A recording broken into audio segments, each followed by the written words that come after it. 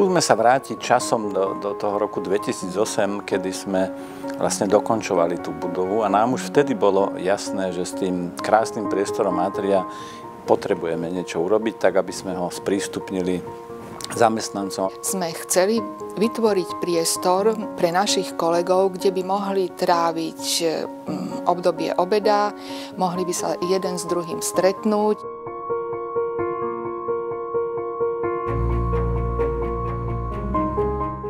Tá základná časť, ktorá sa robila v prvej etape, je výsledkom týmu Arch Design.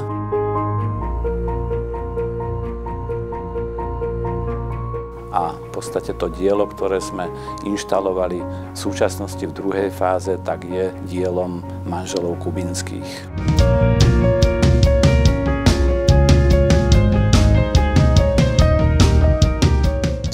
Že v Bratislave niečo také veľké atrium existuje, ale pripadal nám veľmi, veľmi strohý. A povedali sme si, že do tohto priestoru musíme dostať niečo oblé, niečo pulzujúce a až také srdce. Keď sa pozriete hore v tom atriu, vidíte oblohu cez tú membránu, čiže projekt sme nazvali Sky. Bola to výzva pre statikov, pre každého, čo sme tam boli, nikto nikdy nič také nerobil. Mali sme tam statika, leteckého statika, vymyslel neskutočnú konštrukciu donútra, takú pohyblivú, mäkkú. Keď bola táto konštrukcia hotová, všetko sa testovalo. Čiže bez testu to nešlo ďalej. Keby tá konštrukcia nefungovala, tak sa ide odznova a musí sa vymyslieť niečo iné.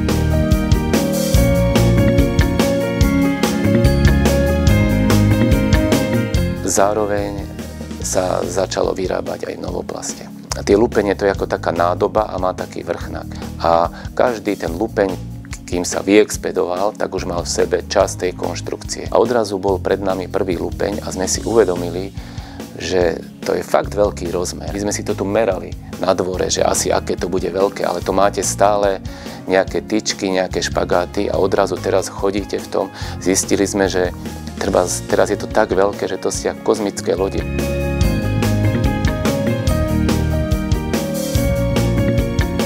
Za pochodu vznikol, ani by som to nenazval problém, ale požiadavka, že tento lupeň sa nesmie dotknúť zeme. A nastala otázka, že my to všetko vždy budeme musieť montovať vo vzduchu. A aj keď to budeme prepravovať. Začali sa konštruovať prepravné klietky. Medzi tým už musela sa urobiť príprava na tie svetelné prstence, lebo to boli také LED-diodové polia, je ich tam asi 27 štvorcových metrov.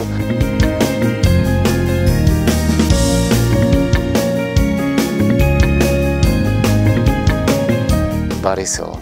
A väčšinou sa robia napnuté stropy a plochy a my sme chceli po niekom kruh, aby vytvoril.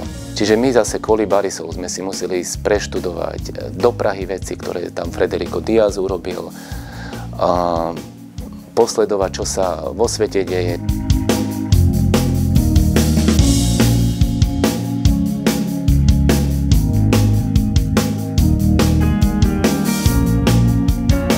V Sládkovičove sme v lete zrealizovali skúšobnú montáž týchto lupeňov. Mali sme tam 2 žerihavy a za 2 dní sa nám podarilo celé to zmontovať. Viezlo sa to nadrozmerným nákladom a v ten deň sme my tie lupene museli dostať do atria. Zároveň deň predtým bolo treba otvárať vnútorné segmenty atria, tie sklenené plochy, a začali sa aj vonkajšie. Takisto turnikety museli ísť preč. V piatok po obede ešte ľudia normálne prešli a ako prešli, rozobrali sa. Keď sme dávali ten lupeň dovnútra, bol som to tam 10-krát merať, lebo tie klietky boli veľké prepravné, všetko sedelo. Ale nikdy som si nevšimol hore, čo je ten hlásič požiaru. Ten trčí 5 cm. A teraz sme zistili, že my tadiaľ neprejdeme. Za pol hodinu sme tam mali 5 paletových vozíkov, to sme zbehli do Fresh Marketu, tam nám ľudia napožičali, oni nás nepoznali, koliečka sme odmontovali a za 2 hodiny sme už išli a chýbalo nám asi 0,5 cm od toho a prešli sme. A hneď ako posledný lupeň išiel donútra. Už tá fasáda sa musela zatvárať, uzatvárať. Začali sa montovať turnikety a idea bola taká, že keď ľudia v pondelok prídu do práce, tak bude všetko na svojom mieste.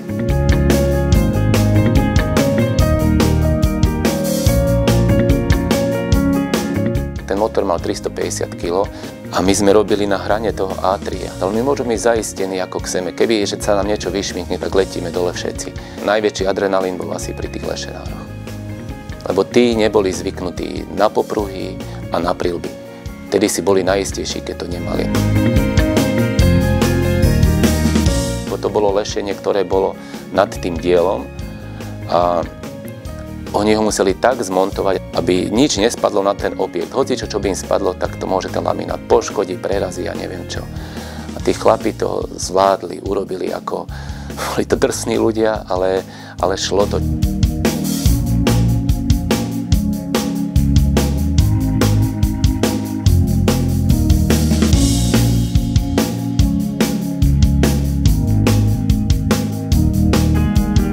Všetko je tam od technickej inšpekcie potvrdené, každá časť toho závesu má certifikáty, je to predimenzované.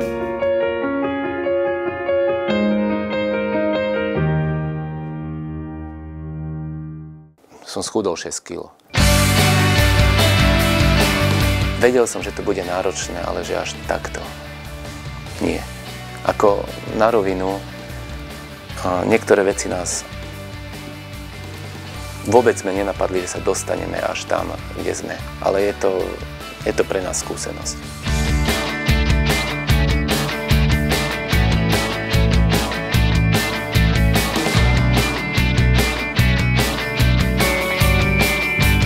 Stretli sa tu také dva svety, hovorím taký jasný, technokratický, s takým umeleckým, kde občas musí byť aj nejaký úlet alebo nejaký rísk, no ale sme to zvládli.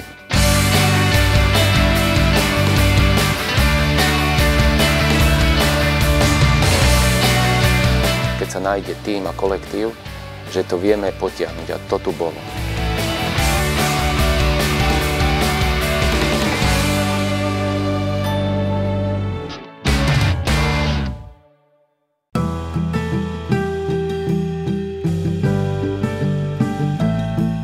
Toto dielo je podľa môjho názoru výnimočné svojím rozmerom, riešením, použitými materiálmi, a myslím si, že je jedinečné v rámci Slovenska. Vnáša do toho našeho života poéziu a takú by som povedala nejakú nadčasovosť. Tým, že to dielo umožňuje a dáva aj určité svetelné efekty, tak si myslím, že veľmi príjemnú atmosféru vytvorí v tom átriu. Naša idea bola taká, že v lete by to svetlo mohlo svojím spôsobom aj ochladzovať, čiže také chladné tóny, a v zime zase také teplejšie tóny.